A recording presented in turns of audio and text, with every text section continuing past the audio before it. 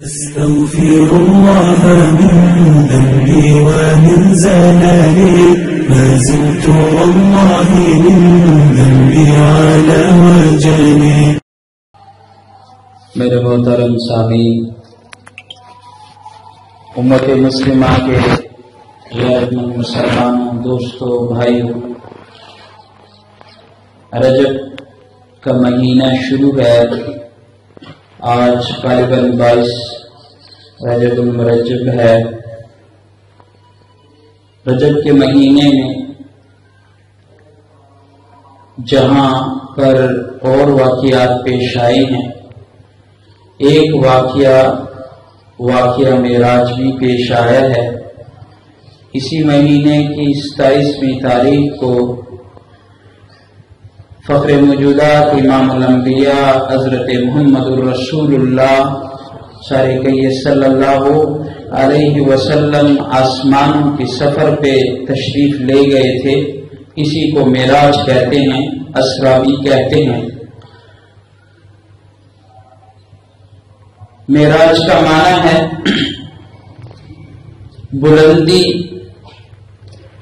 سیڑھیوں پر چڑھنے کے آتے ہیں۔ ذہن میں یہ سوال آتا ہے کہ حضور صلی اللہ علیہ وسلم کا مرتبہ تو پہلے ہی اونچا ہے، یہ معراج تو میرے لیے اور تمہارے لیے ہے، ان بندوں کے لیے ہے۔ پیارے آقا صلی اللہ علیہ وسلم کی شان تو پہلے سے اونچی تھی اور ہے اور رہے گی۔ معراج کا معنی تو یہ ہے، بلندی کے معنی آتے ہیں۔ اس کا کیا مطلب ہے کہ حضور صلی اللہ علیہ وسلم کو رب العالمین نے معراج کروایا، اپنے پاس بلایا، شان عطا کی۔ اب اس کا معنی کیا ہے؟ اس کا جواب علماء اکرام دیتے ہیں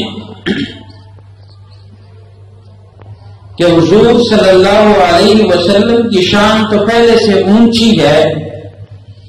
اس آیت کریمہ سے یہ پتہ چلتا ہے کہ اللہ تعالی نے سورۃ اسرا کی پہلی آیات میں ارشاد فرمایا، سبحان الذی اسری بعبدہ لیلا من المسجد الحرام الی المسجد الاقصی، کہ رب نے پیارے آقا صلی اللہ علیہ وسلم اپنے محبوب کو اپنے پاس بلایا۔ یہ شان اونچا کرنے کے لیے نہیں بلایا، بلکہ اس وجہ سے بلایا لِنُرِيَهُ مِنْ آیَاتِنَا، کہ فرمایا کہ میں اپنے محبوب کو اپنے پاس بلانا چاہتا ہوں۔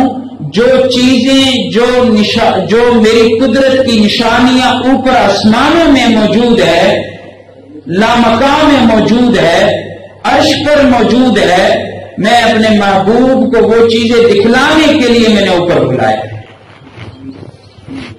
اسی فلسفے کو حضرت مولانا قاسم نانوتوی رحمت اللہ علیہ نے بیان کیا ہے کہ حضور صلی اللہ علیہ وسلم کی یہ رفعت، شان، عزت یہ ذاتی ہے، یہ کسی چیز کی محتاج نہیں ہے۔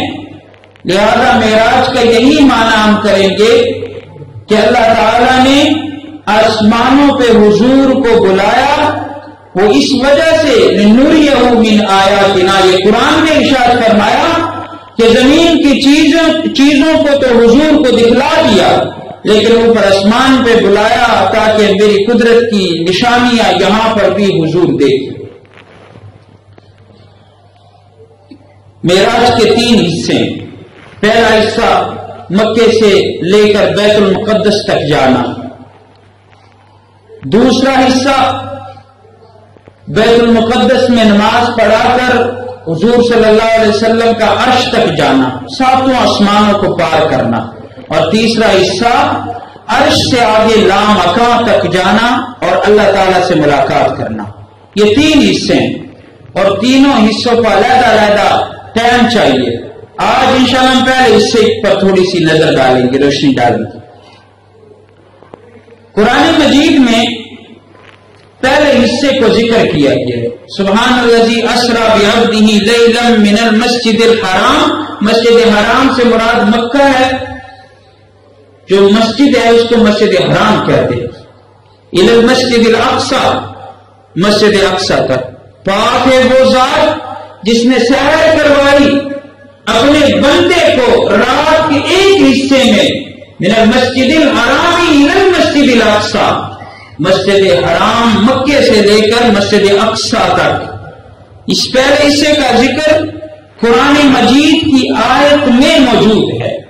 معراج کے اس پہلے حصے کو اسرا کہتے ہیں، اور دوسرے حصے کے سفر کو اسرا، اقصی سے لے کر آسمانوں تک، آسمانوں سے لامکان تک، اس حصے کو معراج کہتے ہیں۔ اب ان دونوں میں فرق کیا ہے، معراج اور اسرا میں؟ علماء کرام بیٹھے ہیں، یہ اس معنی کو سمجھ سکتے ہیں۔ اسرا اور معراج میں فرق یہ ہے کہ اگر کوئی بندہ اسرا کی مخالفت کرے، حضور کے اس سفر کی مخالفت کرے، تو حضور صلی اللہ علیہ وسلم نے مکے سے بیت المقدس تک کیا تو انسان کافر ہو جائے گا، اور اگر اگلے حصے کا انکار کرے تو انسان کافر نہیں ہوتا، مبتدی بن جاتا ہے، وہ انسان فاسق بن جاتا ہے، کیونکہ اس حصے کا ذکر قرآن مجید میں موجود نہیں ہے، وہ پھر گمراہ بن جاتا ہے اگر معراج کے اگلے حصوں کو نہ مانے۔ بہرحال حضور صلی اللہ علیہ وسلم نے معراج کا واقعہ پیش آیا، اللہ تعالیٰ نے اپنے پاس بلایا رات کے ایک حصے میں، یہ سارا سفر طے کہ راتوں رات واپس آ گئے۔ کتابوں میں یہ بات بھی آتی ہے کہ جب حضور صلی اللہ علیہ وسلم تشریف لے گئے بیت المقدس تک، مہینوں کا سفر پیدل جایا کرتے تھے، آگے پھر آسمانوں تک، آسمانوں سے اوپر جانا، کس چیز پہ گئے؟ یہاں تو براق پر سواری کی۔ اب براق کی سواری کیسے ہے؟ اب اس کی تفصیل میں اگر جایا جائے تو ناممکن بات ہے، اتنے تھوڑے سے ٹائم میں اس کی تفصیل بندہ نہیں کر سکتا۔ صرف میں اتنا کہنا چاہوں گا کہ براق وہ ایک ایسی سواری تھی کہ برابر جسامت والی تھی، اس کی اتنی سپیڈ تھی کہ بجلی سے بھی زیادہ سپیڈ تھی، تحد نگاہ، جہاں تک نظر پڑتی وہاں تک یہ پہنچ جاتا۔ اب بجلی کی کتنی سپیڈ ہے؟ سائنس کا زمانہ ہے، جدید دور ہے، تو بجلی کی فی سیکنڈ 1,80,000 میل کا فاصلہ طے کرتا ہے بجلی، تو 1,80,000 میل کا سفر طے کرتا ہے براق، اس سے بھی زیادہ تیز ہے۔ آپ خود سوچیں، حضور صلی اللہ علیہ وسلم نے جب یہ پورا سفر طے کیا، واپس آئے، کافروں نے انکار کر دیا۔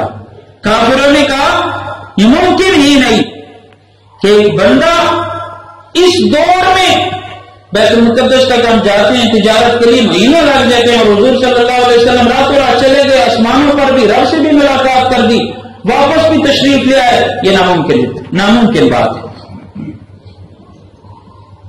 لیکن قرآن مجید، رب سے قربان جاؤ، اللہ تعالیٰ نے اس واقعہ کو عجیب انداز کے ساتھ ذکر کیا۔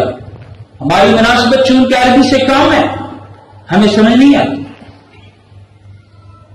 ہر کوئی اپنی زبان کا ماہر ہوتا ہے۔ رب کا قرآن عجیب طریقے سے ارشاد فرماتا ہے، اس واقعے کو پیش کرتا ہے۔ سب سے پہلا لفظ اللہ تعالیٰ نے قرآن مجید میں ارشاد فرمایا، سبحان الذی، سبحان پاک ہے وہ ذات۔ کیا مطلب؟ ارشاد فرمایا لوگوں اس میں شک نہ کرنا، یہ عجیب انداز سے ابتدا کر کے رب نے ہمیں یہ پیغام دیا کہ یہ تو آپ کے عقل میں نہ آنے والی بات ہے کہ راتوں رات ایک بندہ مکے سے بیت المقدس جائے، بیت المقدس سے 7ویں آسمان عرش معلیٰ تک جائے، عرش معلیٰ سے لامکان تک جائے اور رب کریم سے ملاقات بھی کرے، اس کے بعد واپس آئے اور وہ دروازے کی کنڈی ہلتی رہے۔ اتنے تھوڑے سے حصے میں اللہ تعالیٰ کے پاس پیغمبر کائنات گئے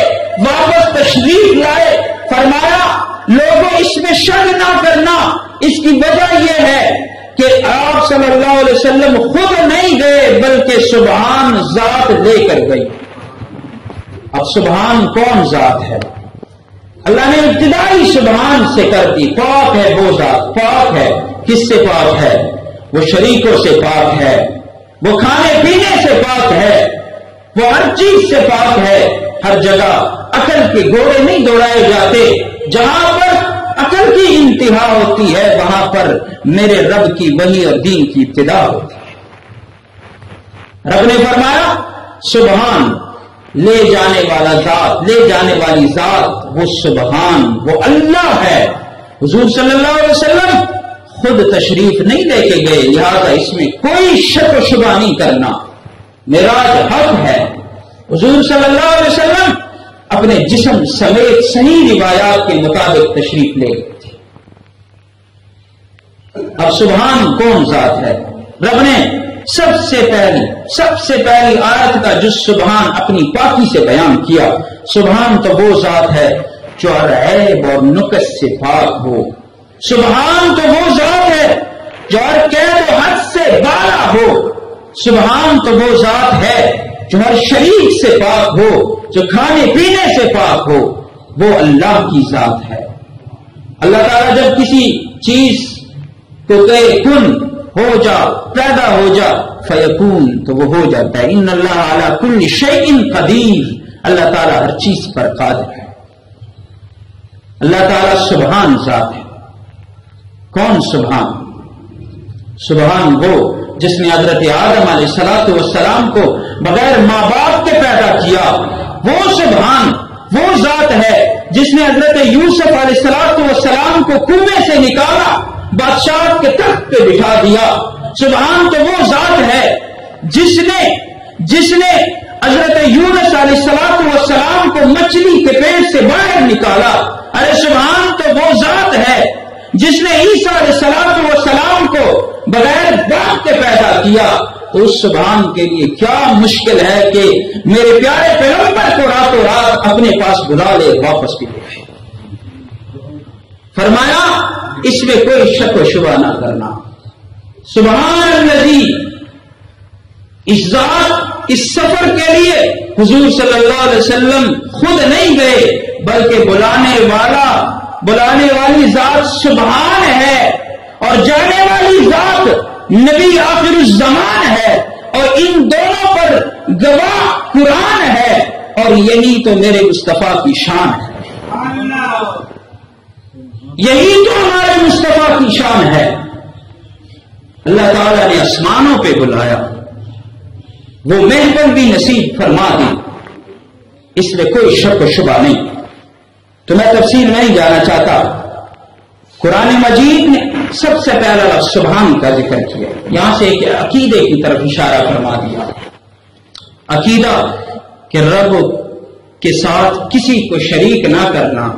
رب پاک ذات ہے. کس سے پاک؟ ہر قید سے پاک. آپ یہ نہیں کہہ سکتے کہ رب کریم اس مسجد جتنا ہے. آپ یہ نہیں کہہ سکتے کہ رب کریم کرسی پر بیٹھا ہوا ہے جس طرح ہم کرسی پر بیٹھے. آپ یہ نہیں کہہ سکتے کہ رب کریم کے بیٹے ہیں، بیویاں ہیں. نہ. سبحان الذی، رب ہر چیز سے پاک ہے. سب سے پہلی بات اپنا عقیدہ توحید والا بنانا ہے. اور دوسری بات فرمایا سبحان الذی اسرا بعبدہ. فرمایا پاک ہے وہ ذات جس نے سیر کروائی کس کو؟ بعبدہ. عبد کا لفظ استعمال کیا، اپنے بندے کو. کس کو؟ اپنے بندے کو قربان جاؤں. اللہ تعالیٰ نے یہ نہیں فرمایا بحبیبہ بنبیہ، نہیں، بعبدہ. عبد کہتے ہیں بندے کو. فرمایا رب کریم نے کہ بعبدہ، کہ جانے والی ذات وہ عبد ہے. جس کے پاس جا رہا ہے حضور وہ معبود ہے. یہ عابد ہے اور وہ اللہ معبود ہے. کوئی یہ نہ کہے کہ حضور صلی اللہ علیہ وسلم جاتے ہوئے جسم سمیت نہیں گئے. نہ، یہ حضور کی شان کے مخالف بات ہے. آج کل غلط فہمیاں پیدا کی جا رہی ہیں. بعض لوگ کہتے ہیں کہ حضور صلی اللہ علیہ وسلم بشر ہی نہیں، ابد ہی نہیں، نعوذ باللہ۔ آپ صلی اللہ علیہ وسلم کی پھوپھیاں بھی موجود، والدین بھی موجود، چچے بھی موجود، صاحبزادے بھی موجود، بیٹیاں صاحبزادیاں بھی موجود۔ حضور صلی اللہ علیہ وسلم قریشی ہیں، پورا خاندان موجود ہے، ہم کیسے اسے بشریت سے نکال سکتے ہیں؟ لیکن میں بڑی افسوس کے ساتھ یہ بات کہنا چاہتا ہوں، آج کل کچھ غلط فہمیاں پیدا کی جا رہی ہیں۔ حضور صلی اللہ علیہ وسلم نور ہے، بشر نہیں۔ میں نہیں کہہ رہا، یہ قرآن میرے گھر میں نہیں اترا، یہ قرآن کسی چودھری کے گھر میں نہیں اترا، یہ قرآن نہ تمہارے گھر میں اترا ہے نہ میرے گھر میں اترا ہے، یہ رب کا کلام ہے، نبی آخر الزمان کے اوپر اترا ہے، اور عقیدہ وہ ہونا چاہیے جو رب کا قرآن ہو اور نبی کا فرمان۔ اللہ نے فرمایا سبحان الذی اسری بعبدہ، کہ جس وقت حضور صلی اللہ علیہ وسلم کو میں بلا رہا تھا وہ عبدیت کے جامے میں تھے، وہ بندہ تھا، حضور کو میں نے اپنے پاس بلایا، بشر تھے، وہ نور کی شکل میں نہیں آئے، وہ اپنی ذات کے ساتھ آئے۔ بعض لوگ غلط فہمیاں پیدا کریں، عام لوگوں کو کہتے ہیں کہ اگر حضور کو ہم بشر کہیں تو یہ گستاخی ہے۔ ہمارا عقیدہ پہلے سن لیں، تمام مسلمانوں کا عقیدہ ہے کہ حضور صلی اللہ علیہ وسلم نور بھی ہیں، بشر بھی ہیں۔ بعض حدیث میں نور ثابت ہے، نور بھی ہیں اور بشر بھی ہیں۔ کیوں؟ مجھے یہ آپ یہ بتائیے، سجدہ فرشتوں نے نور کے سامنے کیا تھا یا بشر کے سامنے کیا تھا؟ بولیں کس کے سامنے کیا تھا؟ حضرت آدم علیہ السلام کے سامنے سجدہ کیا تھا۔ تو حضرت آدم سے شان ہمارے امام، ہمارے پیغمبر، ہمارے نبی کی شان اونچی ہے، تو حضور کی شان تو پھر اگر ہم نور کہیں، فرشتے کہیں، تو پھر تو فرشتوں کے سامنے ہمیں سجدہ کرنا چاہیے۔ حالانکہ فرشتے ہمارے محفل میں آتے ہیں، آج بھی فرشتے موجود ہیں، میری بات سن رہے ہیں۔ انسان کا مرتبہ بڑا ہوتا ہے۔ آج لوگ کہتے ہیں کہ اگر نبی کو بشر کہیں تو یہ گستاخی ہے۔ میں چھوٹی سی بات کہنا چاہیے، یہ میسج ہے میرا۔ آپ اس دور میں رہتے ہیں، ہم اس دور میں رہتے ہیں، اور فرقہ وارانہ دور ہے، جہاں تک میری بات ممکن ہے پہنچا رہے۔ جو لوگ کہتے ہیں، غلط فہمیاں پیدا کرتے ہیں کہ حضور صلی اللہ علیہ وسلم بشر نہیں، بشر کہنا گستاخی ہے، تو کیا میرے رب نے گستاخی کی ہے کہ میرے رب نے 16ویں پارے سورۃ کہف میں ارشاد فرمایا انا بشر مثلکم، قل انا بشر مثلکم، کہہ دیجئے پیغمبر کہ میں تمہارے جیسے بشر ہوں۔ کیا رب نے بھی گستاخی کر دی ہے؟ نعوذ باللہ۔ لہذا دوسرا عقیدہ، قرآن مجید کی اس آیت سے یہ ثابت ہوا کہ جس وقت حضور صلی اللہ علیہ وسلم اس مبارک سفر پر جا رہے تھے تو عبدیت کے جامے میں تھے۔ امام فخر الدین رازی رحمت اللہ علیہ فرماتے ہیں کہ میں نے اپنے والد سے ابو القاسم سلیمان انصاری، اپنے والد سے سنا، انہوں نے ابو القاسم سلیمان انصاری سے یہ بات سنی کہ حضور صلی اللہ علیہ وسلم کو رب نے فرمایا کہ آپ کو کون سی صفت زیادہ محبوب ہے؟ تو حضور نے فرمایا اللہ مجھے یہ صفت محبوب ہے کہ میں عبد ہوں اور آپ میرے معبود ہیں، میں آپ کی عبادت کرتا ہوں۔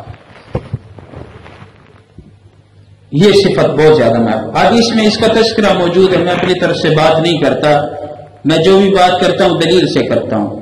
اور اس بات پہ کہ حضور صلی اللہ علیہ وسلم نور بھی ہیں، بشر بھی ہیں، میرے پاس دلائل موجود ہیں، میں مختصر وقت میں یہ آپ کے سامنے پیش نہیں کر سکتا۔ اگر کسی کو مضبوط دلائل درکار ہو، کسی کے شکوک و شبہات ہو، تو وہ انشاءاللہ مجھ سے رابطہ کر سکتا ہے۔ حضور صلی اللہ علیہ وسلم نے فرمایا انا آکل کما یاکل العبد، میں ایسے کھاتا ہوں جس طرح بندہ کھاتا ہے۔ لیکن اب بات یہ ہے، لوگ کہتے ہیں کہ اگر حضور کو بشر کہیں تو گستاخی ہے۔ آج کل غلط فہمیاں یہ پیدا کی جا رہی، عام بندے کو کہا جاتا ہے اچھا حضور تیرے جیسے، حضور تیرے جیسے، آپ اتنے گستاخ ہیں، یہ غلط فہمیاں پیدا کی جا رہی ہیں۔ علامہ ابن حجر اسقلانی رحمۃ اللہ علیہ کی طرف آتے ہیں، یہ بات ان سے پوچھ لیتے ہیں، یہ تو ہماری علم کی کمی ہے، عوام کو ورغلانے کی کمی ہے، عوام کو دھوکہ دینے کی بات ہے۔ علامہ ابن حجر اسقلانی رحمۃ اللہ علیہ نے فرمایا کہ آب زمزم بھی پانی ہے لیکن اور پانیوں جیسا نہیں، آب زمزم بھی پانی ہے لیکن اور پانیوں جیسے نہیں، آب زمزم کو 1 سال تک بوتل میں رکھو وہ خراب نہیں ہوگا۔ فرمایا حجر اسود بھی پتھر ہے لیکن اور پتھروں کی طرح نہیں، اس کی شان ہی کچھ اور ہے۔ حضور بھی بشر ہے لیکن ہمارے جیسے بشر نہیں ہے، نعوذ باللہ۔ جو یہ کہے کہ حضور میرے جیسے ہیں تو یہ تو گستاخی ہے، اس میں کیا رہ جاتا ہے پھر؟ حضور کی شان اپنی ہے، حضور کی شان اپنی ہے۔ فرمایا حضور صلی اللہ علیہ وسلم کو اللہ نے اپنے پاس بلایا، معراج کروائی۔ معراج کیوں کروایا؟ ایک وجہ تو یہ ہے کہ معراج اس وجہ سے کروایا کہ اللہ تعالیٰ نے پیغمبر کو اپنے پاس بلایا اور فرمایا کہ لوگوں، میرے محبوب، میرے حبیب، فخر موجودات حضرت محمد الرسول اللہ صلی اللہ علیہ وسلم کی شان اتنی اونچی ہے، اتنی اونچی ہے جتنا آسمانوں سے اوپر، عرش معلیٰ سے بھی اوپر۔ ایک تو یہ وجہ ہے۔ دوسری وجہ یہ ہے، فرمایا میں نے محبوب کے لیے تمام کائنات سجایا اور جس کے لیے سجایا اس کو دکھائی نہ دکھائیں تو یہ تو کوئی انصاف والی بات نہ ہوئی۔ میں محبوب کو دکھانے کے لیے میں نے اس کو معراج کروائی اور اپنے حبیب کو اپنے پاس بلایا۔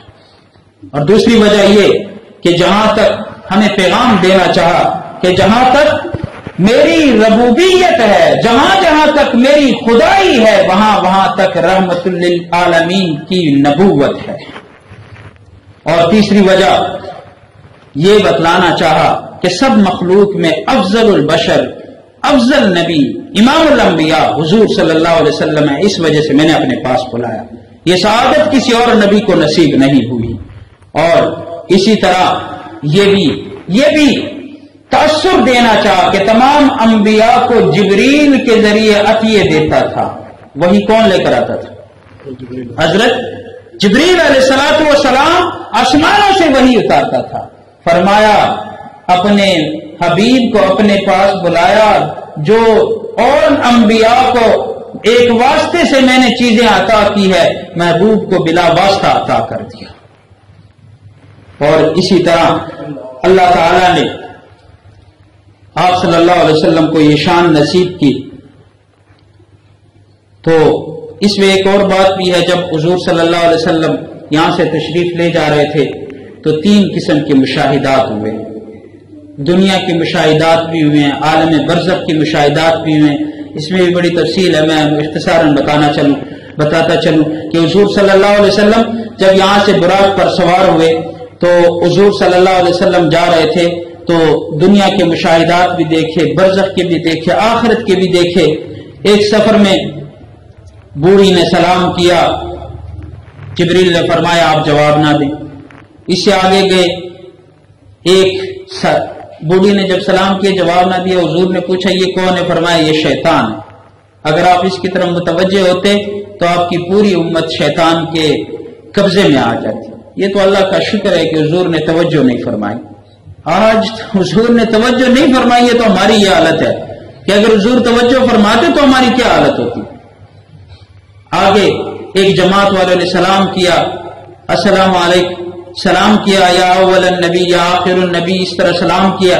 تو وہاں پر حضور صلی اللہ علیہ وسلم سے جبریل نے فرمایا جواب دے دو، عرض کی جواب دے دو۔ جواب دیا، فرمایا یہ کون لوگ ہیں؟ فرمایا یہ انبیاء کی جماعت ہے، انبیاء کی جماعت ہے۔ آگے چلے گئے، حضور صلی اللہ علیہ وسلم نے کچھ لوگوں کو دیکھا، وہ کھیتی کو ہل چلاتے تھے، کھیتی باڑی کرتے تھے، جس طرح آج کل زمین میں کسان لگے رہتے ہیں۔ وہ کھیتی لگاتے تھے، فوراً بڑی ہو جاتی تھی کھیتی، وہ کاٹ بھی دیتے تھے، فصل بھی حاصل کر لیتے۔ فرمایا یہ کون لوگ ہیں؟ یا جبرائیل ما ھذا، یہ کون لوگ ہیں؟ تو جواب ملا یہ وہ لوگ ہیں، اس امت کے وہ لوگ ہیں جو جہاد کرتے ہیں، اللہ کے راستے میں جہاد کرتے ہیں اور پیسے لگاتے ہیں اللہ تعالیٰ 1 روپے کا بدلہ 700 گنا عنایت کرتا ہے. یہ وہ لوگ ہیں. آگے چلے، ایک بندے کو دیکھا، کچھ لوگ تھے ان کے شرمگاہوں کے ساتھ چیتڑے لگے ہوئے تھے اور وہ جانوروں جیسے چر رہے تھے، پتھر بھی کھا رہے تھے، اور اسی طرح زقوم درخت ہے وہ بھی کھا رہے تھے، گھاس بھی کھا رہے تھے، جس طرح جانور چرتے ہیں ایسے چرتے تھے. یا جبریل ما ھذا، حضور نے فرمایا جبریل یہ کون لوگ ہیں؟ فرمایا آپ کے امت کے وہ لوگ ہیں کہ اللہ تعالیٰ نے ان کو پیسے دیے ہیں، مالدار بنایا ہے، وہ لوگ زکات ادا نہیں کرتے، ان کی یہ عذاب ہے آخرت. اب کوئی یہ برداشت کر سکتا ہے؟ اب کسی بڑے سے بھی بڑا ظالم ہو نا، کسی کو پکڑ لے، اس کو کہے جلدی کا گھاس کھا جس طرح حیوان کھاتا ہے، تو اور غریب باضمیر شخص کہے گا کہ میں حیوان جیسے چروں اور مجھے پہ پردہ کیا جائے، یہ مجھے برداشت نہیں. وہ جان دینے کے لیے تو تیار ہو جائے گا لیکن یہ کام کرنے کے لیے تیار نہیں ہوگا. یہ مال ہم اپنی عزت کے لیے کما رہے ہیں اور اصلی عزت آخرت کی عزت ہے. لہذا جن لوگوں کو اللہ تعالیٰ نے مال عنایت کی ہے تو وہ زکوٰۃ ضرور ادا کریں. اسی طرح آگے گئے، حضور صلی اللہ علیہ وسلم نے کچھ لوگوں کو دیکھا، وہ بدبودار گوشت بھی تھا، آنڈیوں میں بدبودار گوشت تھا اور کچھ اچھا صاف ستھرا گوشت تھا، وہ لوگ بدبودار گوشت کھا رہے تھے. حضور صلی اللہ علیہ وسلم نے پوچھا جبریل یہ کون لوگ ہیں، ان کو کیا ہو گیا، یہ صاف گوشت نہیں کھاتے اور بدبودار گوشت کھاتے ہیں؟ جبریل نے عرض کی یا رسول اللہ صلی اللہ علیہ وسلم، آپ کے امت کے وہ لوگ ہیں جن کی بیویاں، اپنی بیویاں موجود ہیں، حلال نکاح میں اپنی بیویاں موجود ہیں، لیکن وہ اپنے بیویوں کے پاس خواہش پورا نہیں کرتے ہیں، زنا کرتے ہیں، کسی اور کے پاس جاتے ہیں. اپنے معاشرے میں یہ چیز بھی بہت زیادہ ہے، لہذا اس سے بھی دور رہیے. آگے حضور صلی اللہ علیہ وسلم تشریف لے گئے. یہ وہ چیزیں میں سنا رہا ہوں جو عام مولوی نہیں سنا سکتا. یہ کڑوی باتیں، اپنے اندر یہ اعمال پیدا کرو، ان خامیوں سے بچو. حضور صلی اللہ علیہ وسلم آگے تشریف لے گئے. بعض لوگوں کے سر کچلے جا رہے تھے، فرشتہ پتھر اٹھا کے سر کے اوپر گراتا، سر کچل جاتا، واپس وہ سر بالکل ٹھیک ہو جاتا. یہی سزا ملتی رہی. جبریل یہ کون لوگ ہیں؟ فرمایا آپ کے امت کے وہ لوگ ہیں جو سستی کی وجہ سے، غفلت کی وجہ سے نمازیں ادا نہیں کرتے. آج ان کے سروں کو ٹھیک کیا جا رہا ہے. یہی سزا ان لوگوں کو ملے گی جو سستی اور غفلت کی وجہ سے نمازوں کو چھوڑ دیتے. نعوذ باللہ. دیکھا گیا کہ آتی ماحول تو پھر بھی ٹھیک ہے، شہروں میں جب بندہ جاتا ہے تو 3 بجے تک پنڈی اسلام آباد میں لوگ بیٹھے رہتے ہیں. صبح کی نماز تو ان کے لیے معاف ہی ہو گئی ہے، وہ پڑھتے ہی نہیں. بعض لوگ تو پھر یہاں پر بھی رہ کر سستی کرتے ہیں، نماز ادا نہیں کرتے. اللہ تعالی ہم سب کو نمازی بنائے. آگے مولویوں کے بارے میں ایک بتانی ہے. آج کل اکثر یہ بیماری پائی جاتی ہے. حضور صلی اللہ علیہ وسلم نے بعض لوگوں کو دیکھا کہ ان کی یہ اونٹ لمبے لمبے، تو فرشتے ان کو یہ عذاب دے رہے تھے کہ ان کی زبانیں اور اونٹوں کو کینچی کے ذریعے کاٹ دیا جاتا تھا. مہذا یا جبریل، جبریل یہ کون لوگ ہیں؟ فرمایا یا رسول اللہ صلی اللہ علیہ وسلم ہؤلاء الخطباء الفتنہ، یا آپ لوگوں کے، آپ کے امت کے وہ مولوی، وہ خطیب فتنے والے جو لوگوں کو ورغلاتے ہیں، جو منبر رسول پہ بیٹھ کر غلط مسائل بیان کرتے ہیں. یہ منبر کس سے کہانیوں کے لیے نہیں بنایا گیا،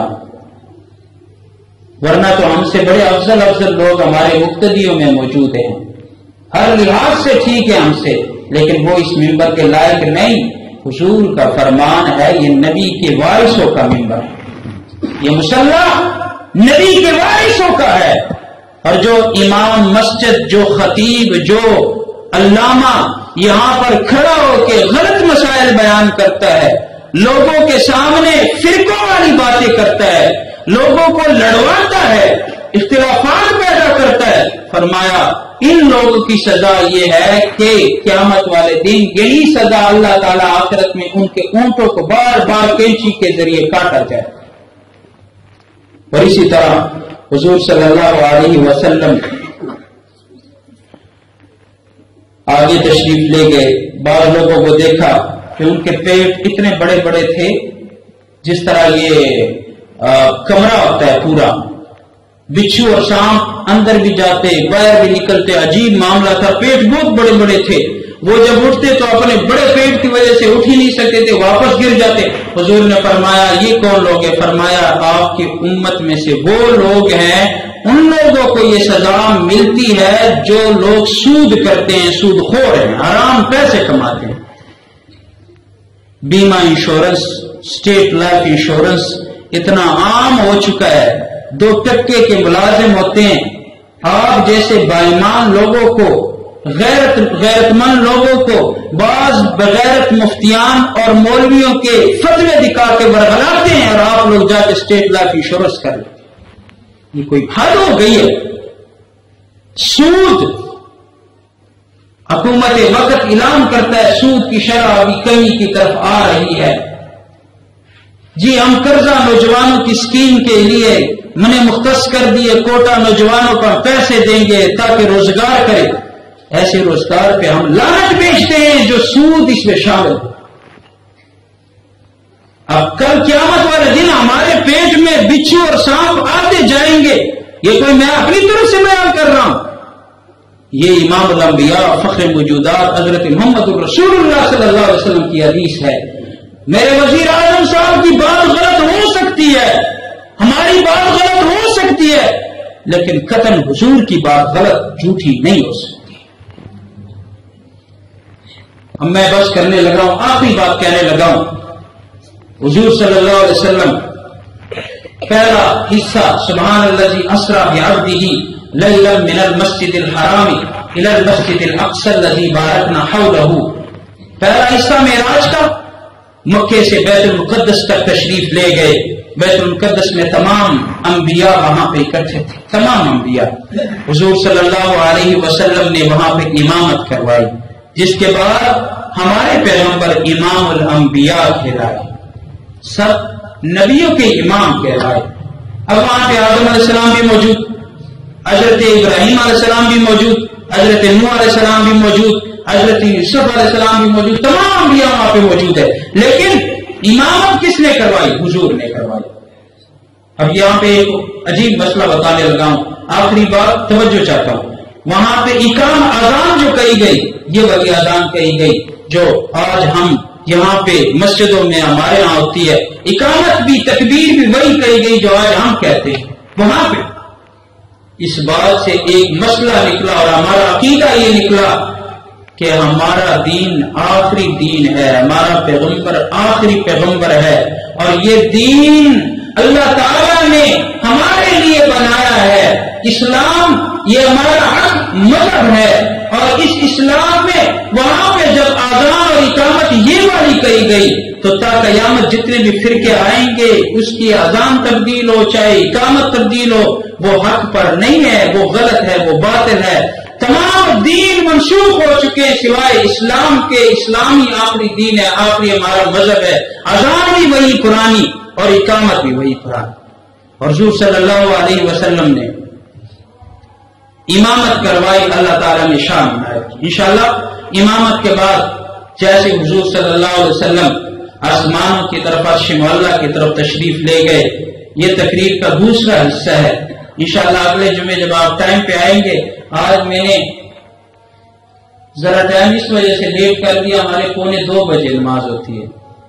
آپ لوگوں کو طالب بننا چاہیے, یہ نہیں جب بندے کو پیاس لگتی ہے نا تو پیاسا پانی کے پاس جاتا ہے. ہم بڑے بڑے محفلوں میں جاتے ہیں, دور دور جاتے ہیں, لیکن یہ بات آپ ذہن میں رکھیں, اپنے آپ کو طالب بنائیں, کوشش کریں وقت پہ تشریف لائیں. جب آپ وقت پہ آئیں گے ہم وقت پہ بات ختم کریں. اب 10 منٹ اگر آپ لیٹ بھی آئیں گے تو اب 10 منٹوں میں بندہ کوئی بھی کام نہیں کرتا, لیکن یہ ہوتا ہے سستی ہو جاتی ہے, بندہ لیٹ آ جاتا ہے. جب آپ ٹائم پہ آئیں گے تو انشاءاللہ ہم بھی ٹائم پہ ختم کریں گے. تو اللہ تعالیٰ ہمیں ان باتوں پر عمل کرنے کی توفیق عنایت فرمائے.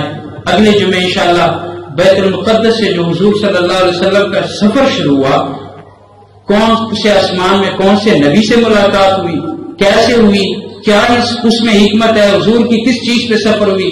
آپ عام مولوی سے پوچھ لیں کہ حضور کا سفر کس سواری پہ ہوا؟ وہ کہیں گے براق پہ ہوا ہے۔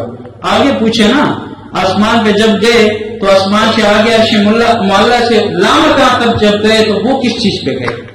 اس سوال کا جواب پھر مجھے آپ پوچھ کے دے دیجیے گا۔ واخر دعوانا